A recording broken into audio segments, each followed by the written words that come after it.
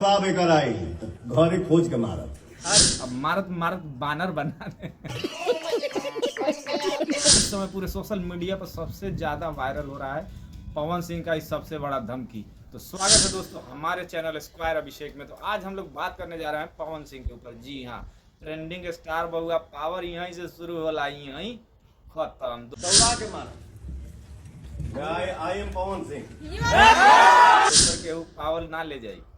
तो कृपया करके वीडियो पे जितने नए लोग हैं हमारे चैनल को सब्सक्राइब करें, साथ ही हमारा बेल आइकन दबा दें ताकि आने वाला नया नोटिफिकेशन दोस्तों आप लोगों को मिलता रहे। तो लेके चलते सीधे उस ट्रेंडिंग टॉपिक के ऊपर जिस पे पवन सिंह स्टेज पर आके कह रहे हैं कि घर में से खींच के मारेंगे। दूगो कुत्ता भौंकता ने सर लखनऊ में।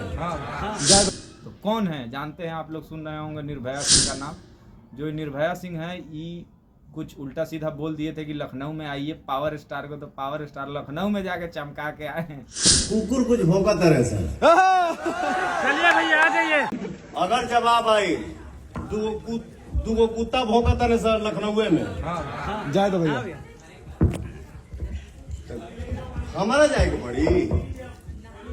हमारे के चिथड़ा उड़ाई लखनऊ में रहे ना दी लोग हमरा के।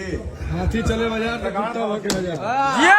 के मोरा दीवाना हो आई एम पवन सिंह।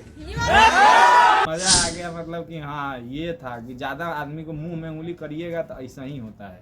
तो कृपया करके वीडियो आप लोग को अच्छा लगा लाइक करें, साथ ही हमारे चैनल को सब्सक्राइब करें। आते हैं फिर एक नए वीडियो के साथ। आज के लिए इतना ही। तब पवन भैया सबके मार दिए।